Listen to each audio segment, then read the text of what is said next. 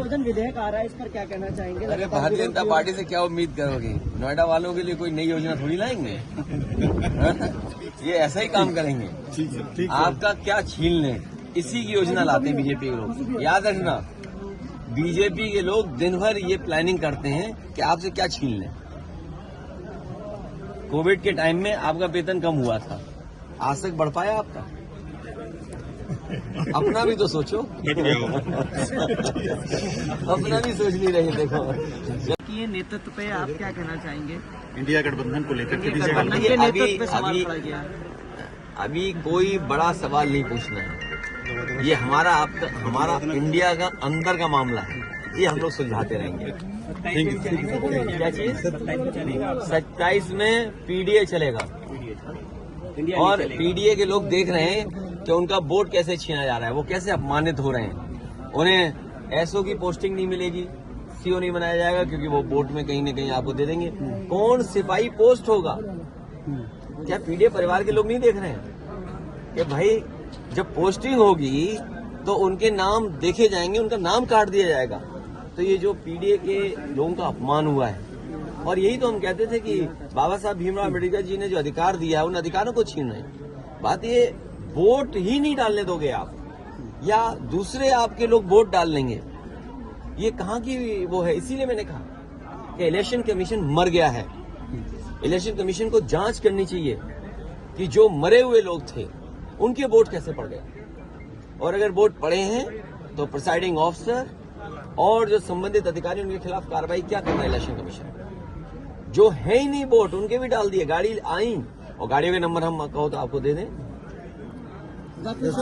अखिलेश जी ये बताइए कि जिस तरीके से कल के नतीजे आ रहे हैं, कल मिल्कीपुर के उपचुनाव का नतीजा आ रहा है, उसको लेकर के आपने लगातार चुनाव आयोग पर निशाना साधा, सवाल खड़े किए।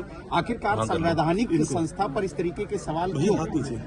कई बार एग्जिट पोल के जो अनुमान होते हैं वो ठीक नहीं निकलते हैं। जो एग्जिट पोल अपने सर्वे के माध्यम से जानकारी देता है वो कई मायने में सही नहीं निकलते। अब क्योंकि कल रिजल्ट आना ही है, तो जो मतदान हुआ है उसकी पूरी सच्चाई आपको कल मिल जाएगी।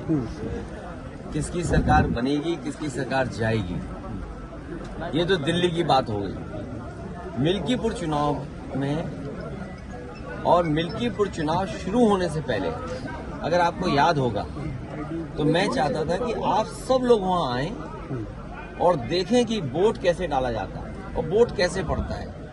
भारत का लोकतंत्र और खासकर बीजेपी की सरकार में किस तरीके से लोकतंत्र और मजबूत हो रहा है, कितना मजबूत दिखाई देता, वो आप लोग आए नहीं।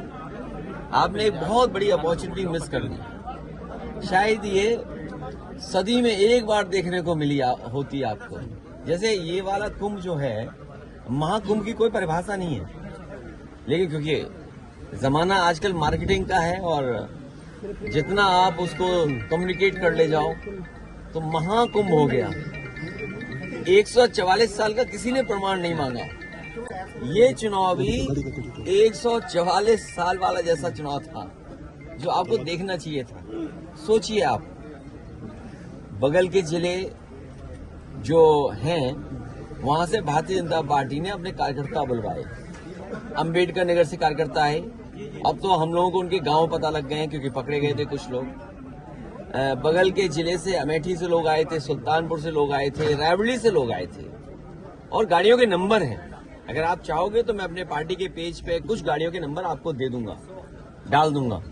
प्रिसाइडिंग ऑफिसरों की आपको वो रिकॉर्डिंग मिल गई होगी, जहां पर प्रिसाइडिंग ऑफिसरों से पूछा कि भाई टारगेट पूरा है कि नहीं है और किस टारगेट में आप हैं। आपको 30 वोट डलवाना है फर्जी, या 50 वोट डलवाना है, या उससे ऊपर। वो भी रिकॉर्डिंग आपको हम लोगों ने जानकारी कर दे दी। बीएलओ कौन पोस्ट होंगे, बीएलओ कौन पोस्ट होंगे, किस थाने में कौन पोस्ट होगा, सीओ कहां पोस्ट होगा, एसएसपी कौन क्या देखेंगे, ये सब वेल प्लान्ड इलेक्शन हुआ ये वाला। ये आपने 144 साल वाला जिस तरीके से कुंभ था, उस तरह दुनिया का सबसे अच्छा चुनाव आपने मिस कर दिया।